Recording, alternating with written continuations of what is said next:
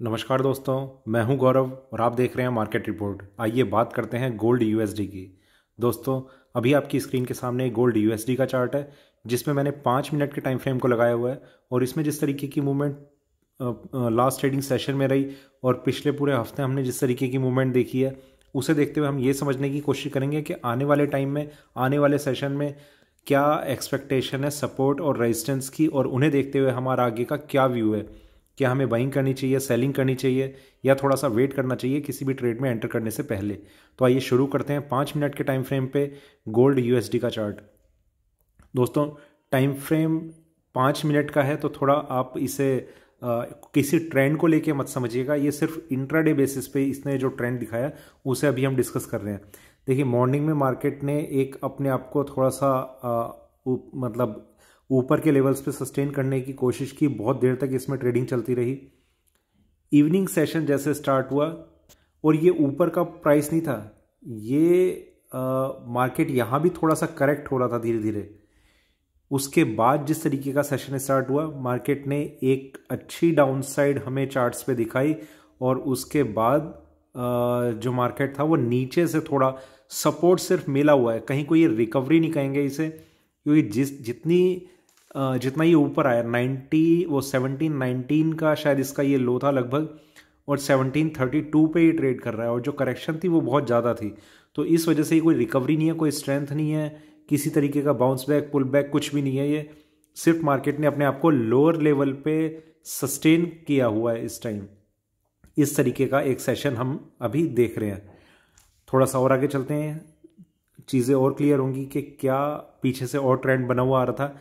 यहाँ पर अगर हम बात करें तो पिछले 2 दिन का ट्रेडिंग सेशन है, उससे पहले हम डिस्कस कर लेते हैं। मार्केट में थोड़ी करेक्शन, प्राइसेस जो थे वो धीरे धीरे नीचे की तरफ जा रहे थे। आपके सामने बहुत क्लियरली ये चीज़ शो हो रही है कि प्राइसेस जो है वो काफ़ी धीरे धीरे यहाँ तक नीचे आ रहे हैं। देखिए, एक चीज़ आप अगर मेरे वीडियो रेगुलर देखते हैं तो उसमें आपने एक चीज़ देखी है, जब भी कभी या तो इस स्लोप में मार्केट ऊपर जा रहा हो या इस स्लोप में मार्केट नीचे गिर रहा हो, मतलब बहुत ज़्यादा स्पीड ना हो, ना गिरने की ना बढ़ने की, तो उसके बाद जो गिरावट के लिए अगर मार्केट ट्रेंड लेगा वो भी बहुत स्पीड से ले लेगा, या बढ़ता है तो वो भी बहुत स्पीड से बढ़ता है। यहाँ पर आप देख रहे हैं एक स्ट्रेट एक डायरेक्शन थी मार्केट की जो नीचे की तरफ जा रही थी। इस डायरेक्शन को, इस स्लोप को मार्केट ने और ज़्यादा जब नीचे ब्रेकडाउन दिखाया तो मार्केट और स्पीड से गिरने लग गया। ये एक साइन इस चीज़ का होता है कि अभी तक आप जैसा ट्रेंड देख रहे हैं उसमें एक ब्रेकआउट उसे मिलता है। इसका एक और रीज़न होता है, मैं आपको वो समझाता हूँ। मान लीजिए 2 पैरेलल लाइन है जिसके बीच में मार्केट ट्रेड कर रहा है, इस तरीके से समझ लीजिए। इस लाइन में एक चीज़ जो नोटिसेबल है वो है ये कि हायर लोज लग रहे हैं बार बार और हायर हाइज लग रहे हैं, ठीक है। दूसरी चीज़ कि ये जो ट्रेंड लाइन है, इस ट्रेंड लाइन पे मार्केट को बार बार सपोर्ट मिल रहा है और बार बार रेजिस्टेंस मिल रहा है, ठीक है। यहाँ सपोर्ट मिला, यहाँ रेजिस्टेंस मिल गया। जब तक ये इस ट्रेंड लाइन के बीच में रहेगा तब तक मार्केट को बार बार इसी तरीके से ऊपर नीचे किया एक फ्लो मार्केट में चलता रहेगा, और जैसे ही इस ट्रेंड लाइन को मार्केट ऊपर ब्रेकआउट दिखाएगा तो स्पीड भी ज़्यादा तेज़ हो जाएगी बढ़ने की, और मार्केट फिर हो सकता है इतनी ऊपर जाके फिर इस तरीके से कुछ जाने लग जाए। तो इस ट्रेंड लाइन को, इस पैरेलल जोन को मार्केट ब्रेक कर देता है और ऊपर की तरफ चला जाता है। इसी तरीके से अगर मान लीजिए यहाँ से फिर नीचे जाता है मार्केट और नीचे को ब्रेकडाउन दिखा देता है तो इस ट्रेंड लाइन को मार्केट फिर ब्रेक करता है और जो स्पीड है गिरने की वो बढ़ जाती है। तो यहाँ पर भी इसी तरीके से ये सेम डायरेक्शन में गया है। डायरेक्शन अगर ऊपर की होती तो ये बढ़ता भी बहुत स्पीड से, एकदम बढ़ना शुरू हो जाता, मतलब ऐसे चांसेस बन जाते हैं। ये मैं हमेशा की बात नहीं होती, मतलब मार्केट में सर्टेन तो कुछ भी नहीं है कि जो हम डिस्कस कर रहे हैं वैसा ही होना है, उसके चांसेस बढ़ जाते हैं, ठीक है। थोड़ा सा और आगे चलते हैं, वहाँ देखते हैं कि क्या हमें व्यू नज़र आ रहा है 1 घंटे के टाइम फ्रेम पे।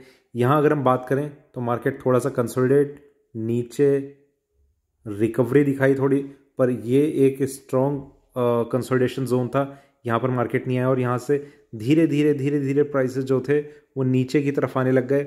1732 इसका करंट प्राइस है।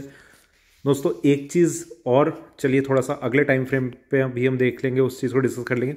पर यहाँ पर भी 1 घंटे के टाइम फ्रेम पे गोल्ड ने अपना एक काफ़ी बड़े टाइम का एक लो टच किया है। मार्केट में मंथली क्लोजिंग हो चुकी है, वीकली क्लोजिंग हो चुकी है। कुछ यूएस के मतलब बॉन्ड का कुछ इशू था, मुझे पूरा उस न्यूज़ का नहीं पता क्या था। रीज़न ये दे रहे हैं कि इस वजह से मार्केट में एक करेक्शन हमने देखी है कि स्टॉक एक्सचेंज भी इसी वजह से गिरा है और गोल्ड सिल्वर में भी इसी वजह से एक करेक्शन आई है। देखिए ये चीज़ें गोल्ड ने ना पहले प्रेडिक्ट की हुई हैं चार्ट पे, और गोल्ड ने नहीं है बल्कि लगभग हर मार्केट ने किसी भी गिरावट से पहले, कभी भी आप देख लीजिएगा कितनी भी बड़ी न्यूज़ आ जाए, कभी भी मार्केट आपको इस तरह गिरता हुआ नजर नहीं आएगा कि एकदम से बढ़ा एकदम से गिर गया, कभी नहीं आएगा। मार्केट ऊपर था गोल्ड का, ठीक है, वहां से नीचे आ रहा है, धीरे धीरे नीचे जा रहा है। इस चीज़ के इंडिकेशन आप हमेशा ध्यान रखना, कोई भी चार्ट उठा लीजिए और चाहे आप किसी स्टॉक मार्केट में किसी भी XYZ किसी भी कंपनी का उठा लीजिए, कोई न्यूज़ अगर वहाँ कंपनी के स्टाफ मेंबर्स को ही ना पता हो तो बात अलग है। जो ओनर है कंपनी का, चेयरमैन है, उन्हें वो उस न्यूज़ का ना पता, मतलब एकदम से उनके लिए भी वो सरप्राइज हो तो एक अलग चीज़ है। अदरवाइज मार्केट में उस चीज़ के इंडिकेशन चार्ट्स पे बहुत क्लियरली शो होने लग जाते हैं कि कुछ ऐसा हो सकता है जिस वजह से मार्केट में गिरावट स्टार्ट हो रही है। ये गिरावट के साइन अब नहीं आया है, ये तो इन्हें एक बहाना मिला है कि इस वजह से गिरा है। पिछले 2-3 हफ्तों का अगर आप ट्रेंड देखेंगे, मार्केट में एक स्ट्रॉन्ग सेलिंग प्रेशर बना हुआ है। तो कल तो सिर्फ न्यूज़ आई है, तो ये एक चीज़ मैं आपको के साथ डिस्कस कर रहा हूँ कि न्यूज़ जो है मतलब फंडामेंटल, जो हम रियल टाइम बेसिस पे समझते हैं कि आज ये न्यूज़ आई है इसलिए मार्केट गिरा, सीरिया पे अटैक, ये वो, ये सारी चीज़ें, सीरिया मतलब पिछले साल जैसे कहीं यूएस ने कोई छोटा मोटा अटैक किसी पे किया ही नहीं होगा, और इस साल ही अटैक हुआ, और उससे पहले कभी अटैक हुआ ही नहीं। गोल्ड का प्राइस 2076 टच कर गया। अटैक से अगर ये प्राइसेस अगर इतनी इजीली रुक जाते, और एक चीज़ और मैं आपको बताता हूँ, जब भी कभी ऐसा कोई अटैक आता है जो एक्चुअल अटैक होता है, मतलब या वर्ल्ड वॉर जैसी सिचुएशन हो, गोल्ड के प्राइस रुकते नहीं है बल्कि और तेज़ बढ़ने शुरू हो जाते हैं। इन्फ्लेशन, मतलब बहुत सारी चीज़ें, इन्फ्लेशन बढ़ने लग जाती है मार्केट में। गोल्ड को as a hedge tool use करते हैं, इकोनॉमी का नहीं पता होता उस टाइम के एकदम से बेकार हो जाएगी क्या हो जाएगी, तो उस वजह से गोल्ड में सबसे ज़्यादा इन्वेस्टमेंट स्टार्ट हो जाता है कि गोल्ड हमारे पास एक ऐसा टूल है जो हर तरीके से कैसी भी इकोनॉमी हो जाए ये हमारा साथ देगा। तो इस वजह से कभी भी कोई क्राइसिस होता है, जैसे पेंडेमिक था, गोल्ड पे इतना कुछ गिरावट हमने नहीं देखी थी उस टाइम। गोल्ड के गिरने में स्पीड जो थी बहुत कम थी, फिर जब एकदम से बढ़ा तो गोल्ड ने सबसे ज़्यादा तेज़ी दिखाई। तो ये कुछ फैक्टर्स हैं जो हमें ध्यान रखने चाहिए, और फंडामेंटल रियल टाइम बेसिस पे बहुत काम करता है। मतलब ये तब ज़रूर काम कर जाता है, जैसे 9/11 हुआ था, तब एकदम से वो सबके लिए एक सरप्राइजिंग न्यूज़ थी, तो तब मार्केट जो गिरा था वो एक्चुअल चीज़ थी, पर वो भी खैर रिकवर कर गया फिर एकदम। तो ये सारी चीज़ें जो एकदम सबके लिए सरप्राइज हो वो उसे आप कंसिडर कीजिए, पर जिस चीज़ का पहले से कहीं ना कहीं पता होता है गवर्नमेंट को, अंडरवर्ल्ड माफिया को, और जो बड़े FIIs होते हैं, इन सब के पास बहुत सारी ऐसी न्यूज़ होती हैं कि क्या होने वाला है। खैर ये मेरी सोच है, बाकी आपकी जो सोच होगी, आप जिस तरीके का थॉट प्रोसेस रखते हैं इस चीज़ को लेके, आप कमेंट सेक्शन में ज़रूर रखिएगा। हो सकता है मुझे कुछ क्लैरिटी मिले। थोड़ा सा और आगे चलते हैं, एक बार 4 घंटे के टाइम फ्रेम पे यहाँ देखते हैं। यहाँ मार्केट ऊपर नीचे कंसोलिडेशन, थोड़ा और सेलिंग प्रेशर, थोड़ा और सेलिंग प्रेशर, थोड़ा और सेलिंग प्रेशर। 1732 इसका करंट प्राइस है। यहाँ पर जो चीज़ मैं आपके साथ डिस्कस कर रहा हूँ, यहाँ पर देखिए 15 फरवरी के आसपास से मार्केट का जो स्लोप है वो धीरे धीरे नीचे की ही साइड है। तो ये चीज़ एकदम से नहीं हुई है, ये कि ये होने वाला है, वो होने वाला है, ऐसा हो गया वैसा हो गया, ये सारी सिर्फ एक्सक्यूज़ हैं मार्केट की मूवमेंट्स को डिफेंड करने के लिए। तो मार्केट गिरा है तो इसलिए गिरा है, अगर ये बढ़ भी जाता ना तो वो आपको कुछ और न्यूज़ दे देते कि कोरोना वायरस में वहाँ पर थोड़ा वैक्सीन का ऐसा हो गया तो इसलिए बढ़ गया है। एफआईआईज ने थोड़ा इनपुट करना शुरू कर दिया है तो इसलिए बढ़ गया है। एफआईआईज का खैर गोल्ड से कोई लिंक नहीं है, इंडियन मार्केट की मैं बात कर रहा हूँ। तो ये सारी न्यूज़ फिर आपके सामने आनी शुरू हो जाती। देखिए एक्चुअल चीज़ ये है 1732 पे गोल्ड का प्राइस है और वो अभी के हिसाब से है। सिर्फ यही एक चीज़ है, यही प्राइस एक्शन है। थोड़ा सा और आगे चलते हैं डेली चार्ट्स पे, वहाँ देखते हैं किस तरीके की मूवमेंट आ रही है मार्केट में। ये पेंडेमिक के टाइम गोल्ड में इतनी गिरावट आई थी बस, और उसे गोल्ड ने सबसे जल्दी रिकवर करा। फिर कंसोलिडेशन और फिर बुल रन और फिर कंसोलिडेशन, थोड़ा सा यहाँ स्ट्रेंथ दिखाने की कोशिश करी थी। ये एक पार्ट था जो मार्केट में और तेज़ी ला सकता था, पर इसकी वजह से एक डबल टॉप का पैटर्न बना और मार्केट ने वापस नीचे की तरफ गिरना स्टार्ट कर दिया। 1732 इसका करंट प्राइस है। और इस पूरे प्रोसेस में देखिए 2076 से मार्केट यहाँ पर आ चुका है, करीब करीब 350 पॉइंट की, आई थिंक अगर मेरी कैलकुलेशन गलत नहीं है, करीब करीब 350 पॉइंट की एक करेक्शन मार्केट दिखा चुका है, जो बहुत ज़्यादा है डॉलर टर्म्स में। $350 गिरने का मतलब कि अपना ये करीब करीब मतलब 15-20% के आसपास इसमें एक करेक्शन आ चुकी है गोल्ड के प्राइसेस में। और अभी ऐसा नहीं है कि करेक्शन गिरने रुकने वाली है, आगे अभी हम डिस्कस करते हैं कि क्या हमें लग रहा है आगे के लिए। थोड़ा एक बार वीकली चार्ट्स और मंथली चार्ट्स और डिस्कस कर लेते हैं। उसका रीज़न ये है कि दोनों की क्लोजिंग सेटल हुई है। यहाँ पर दोस्तों मैं आपको एक चीज़ और बता रहा हूँ, वीकली चार्ट्स में जिस तरीके का एक पैटर्न बना है, इसमें अगर किसी का इतना बड़ा एक पोजिशनल व्यू रहता है कि मार्केट में थोड़ा, देखिए मैं आपको जो बता रहा हूँ यहाँ पर, ये मैं सिर्फ कैंडल्स को लेके बताऊंगा, इसमें आपको कुछ लेवल ध्यान रखने की ज़रूरत नहीं है। यहाँ पर एक लेवल का आप स्टॉप लॉस लेके आप कहीं भी सेल कर सकते हैं, इस बीच आपको कोई भी प्राइस मिले, ठीक है। ये एक काफ़ी बड़े टाइम फ्रेम को लेकर मैं बता रहा हूँ कि अगर आपकी पोजीशन है तो आप गोल्ड में इस प्राइस का स्टॉप लॉस लेके, ये होगा करीब 1820 के आसपास ये प्राइस है, और 1719 का इसने मतलब $100 तक के नीचे आ चुका है। थोड़ा सा भी अभी 1732 चल रहा है, इसके ऊपर आपको कुछ भी प्राइस मिलता है 1820 का आप स्टॉप लॉस मान के आप एक बहुत बड़े टाइम फ्रेम के लिए आप सेल कर सकते हैं। वो ब्रेकडाउन इसने दिखाया है इस बार। तो कहीं से कहीं तक गोल्ड पे आप बहुत ज़्यादा क्या, थोड़ा बहुत भी आप अगर बुलिश हो रहे हैं तो मेरा ओपिनियन थोड़ा सा आपसे अलग है। यहाँ हमने देखा तेज़ी, फिर नीचे। अभी थोड़ा सा आगे चलते हैं मंथली चार्ट्स पे, वहाँ देखते हैं कि किस तरीके का ट्रेंड अभी हमें नज़र आ रहा है। मंथली चार्ट पे अगर हम देखें तो गोल्ड में यहाँ पर $300-400 रहता था, फिर मार्केट और ऊपर, यहाँ से और ऊपर और ऊपर, यहाँ 1900 समथिंग का शायद कुछ हाई लगा था।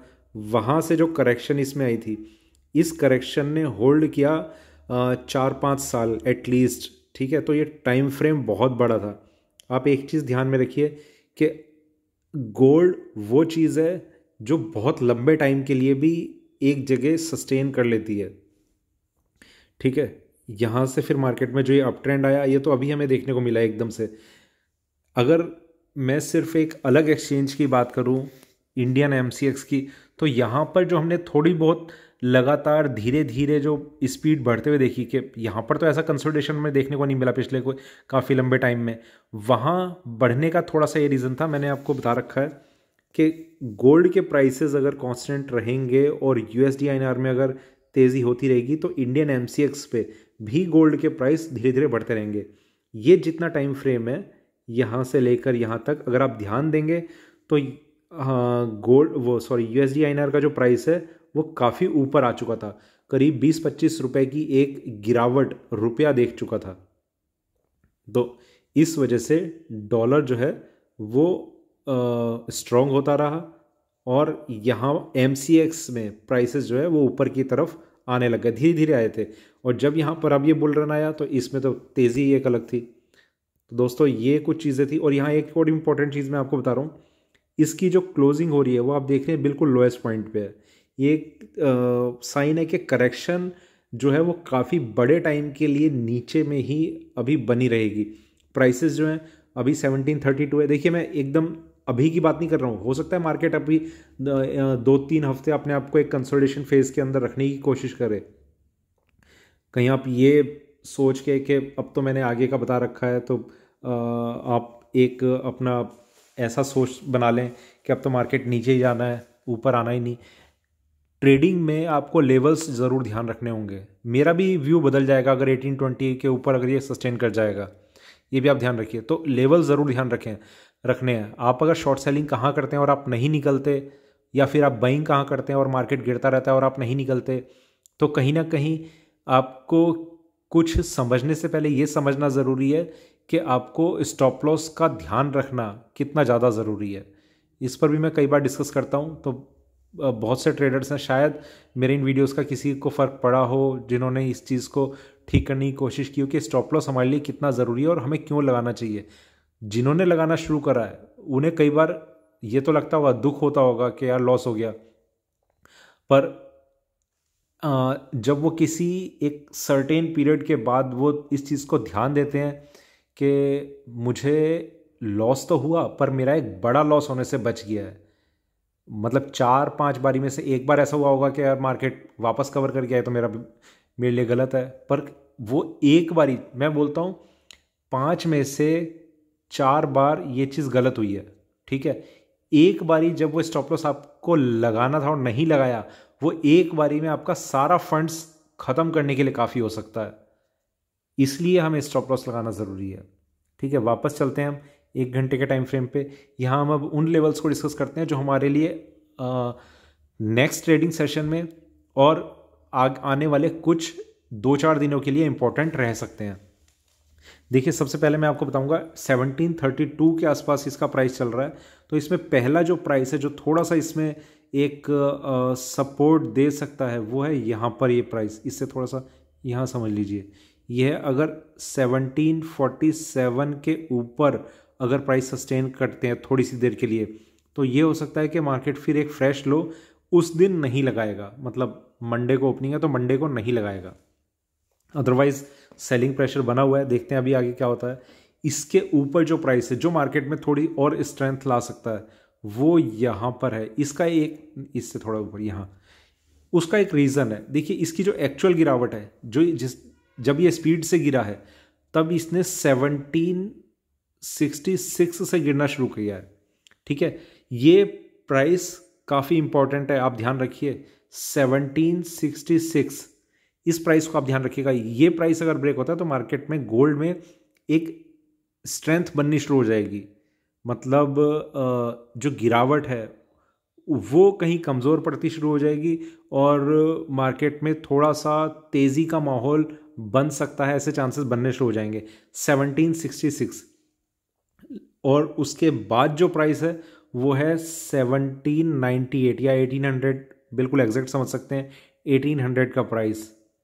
इस प्राइस को मार्केट अगर ब्रेक करता है तो यहाँ से लेकर यहाँ तक प्राइस कहीं भी घूम सकता है। पर यहाँ पर एक चीज़ और है कि ये पूरा का पूरा जोन काफ़ी स्ट्रॉन्ग रेजिस्टेंस जोन है। ये प्राइस भी ब्रेक हो सकता है 1830 के आसपास तक, 1800 से 1830 इस प्राइस में मार्केट फिर से सस्टेन कर सकता है, जिसमें 1830 तक इसमें एक स्ट्रॉन्ग रेजिस्टेंस इसे फेस करने को मिल सकता है। और इस पूरी तेज़ी में, तेज़ी किसे मैं कह रहा हूँ कि अगर मार्केट यहाँ से यहाँ तक पहुँचता है तो इस तेज़ी में अगर 1820 के ऊपर मार्केट थोड़ा सा भी होल्ड करने लग जाता है तो गोल्ड के प्राइसेस में एक अच्छी तेज़ी, एक काफ़ी अच्छी तेज़ी हम देख सकते हैं। तो ये इस तरीके का एक सिनेरियो बन सकता है। बाकी देखते हैं अभी मार्केट है आगे कहाँ जाता है कहाँ नहीं जाता, सपोर्ट मिलता है या नहीं मिलता, वो चीज़ें हम देखते हैं। तो ये कुछ लेवल है। बाकी व्यू ये है कि सबसे पहले ओपनिंग पे हमारी नज़र रहेगी कि मार्केट ओपन कहाँ होता है, काफ़ी ज़्यादा गैप अप ओपनिंग के साथ होता है या फिर खुलते ही मार्केट एक नीचे की तरफ अपना रुख करने लग जाता है। तो ये सारी चीज़ें हैं जिसमें अगर बहुत अच्छी गैप अप ओपनिंग दिखा देता है तो थोड़ा सा भी सेलिंग प्रेशर इसमें बनना शुरू होगा, मार्केट फिर से एक फ्रेश लो की तरफ जाना शुरू कर देगा। और एक चीज़ मैं बताता हूँ, अगले 2-3 महीनों के अंदर अंदर, मतलब 3 महीने के आसपास तक मैं एक्सपेक्ट कर रहा हूँ कि 1550 तक का टारगेट हमें चार्ट्स पे नज़र आ सकता है 3 महीने के अंदर अंदर। एक काफ़ी अच्छी सेलिंग अभी और बाकी है, जिसमें अभी एकदम से तो मार्केट शायद थोड़ा सा सपोर्ट लेने की कोशिश करेगा नीचे के लेवल्स पे। हो सकता है कि अगर मैं कॉमिक्स की बात करूं तो 1690 से 1705 ये एक रेंज है जिसके बीच में मार्केट को एक अच्छा सपोर्ट मिल सकता है।